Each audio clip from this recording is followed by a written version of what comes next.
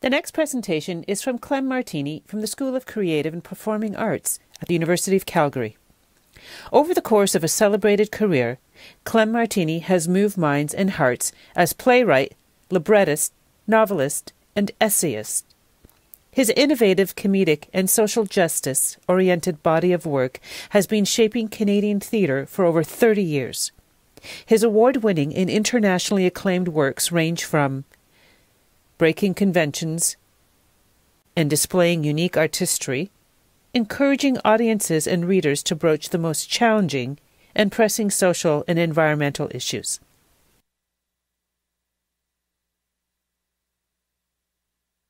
Good morning. My name is Clem Martini. I've devoted 38 years to writing plays, novels, films, books of nonfiction. The nature of my writing is intentionally diverse. Over the years, the motivation propelling my creative practice has remained more or less the same: to attend to and express matters which I believe would otherwise be ignored or silenced. I've written about disenfranchised young people, examined issues related to climate change, and explored the experiences of those who are marginalized and psychologically scarred. But research can take an oblique path in creative writing. There are things that you don't know about your writing until you begin writing. I'll offer a couple of examples. Earlier in my career, while driving, I heard an elephant keeper at the local zoo being interviewed on the radio. His relationship with the elephants was so obviously much more than a job that I found it fascinating. I called the zoo as soon as I returned home and asked if I could come by and interview the elephant trainers. I ended up spending considerable time over the next weeks talking to the trainers and hanging out with the elephants.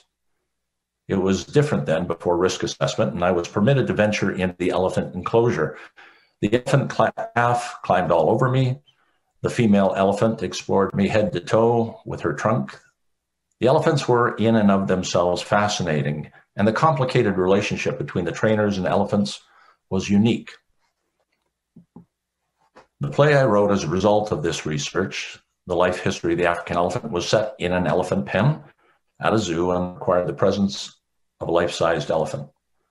Through the magic of puppetry, the theater was able to bring an elephant to life on stage. The script dealt with many elements that were of interest to me: the troubled confinement of wild animals, the role zoos can play in preserving endangered species, but it equally channeled other issues that I was turning over in my mind regarding trauma and mental illness. And somehow all of these elements meshed and were projected through a lens of dark comedy. The play was a success, broadcast on national radio, made into a feature film, and produced in America, where it received excellent reviews. It made me realize that fiction is big enough and generous enough to embrace almost anything I could imagine. And strangely, fiction was able to capture feelings and thoughts that I was only barely able to fully articulate consciously to myself. It demonstrated to me the scope, scale, and essential mystery of fiction. When we talk of research in the academy, it sounds so concrete and straightforward, whereas in my experience, the research associated with creative writing is anything but straightforward, venturing as it does simultaneously outward and inward. The major topics of a play or novel are easy enough to track, and the material I gathered in this case about elephants was fascinating and rich. But I realized later that what I was also and equally researching and writing about were the matters of trauma in my family. But not everything that can be described as story fits into the framework of fiction. And I've devoted a significant portion of my career writing creative nonfiction, principally about mental illness, how it's viewed, funded, and treated. In 2004, I felt considerably anxious about my older brother's mental health.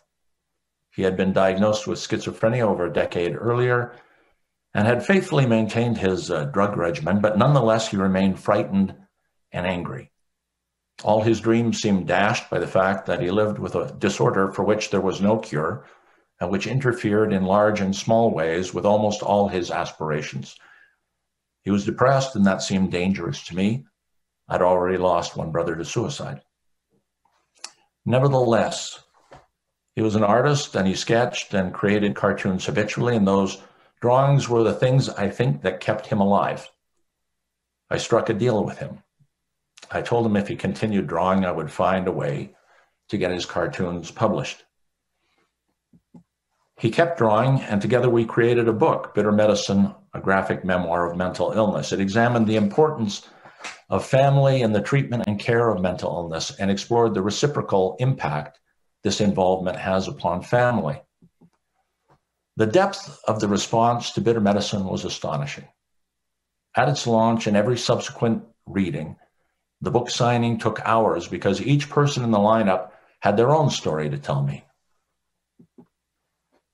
This story, they said, was their story too. They had experienced suicide in their family. They hadn't known what to do. They felt blamed and isolated, and I realized that is the power of sharing a story, how it connects and creates community, how those who don't see their story reflected in some way begin to feel erased. One thing has led to another.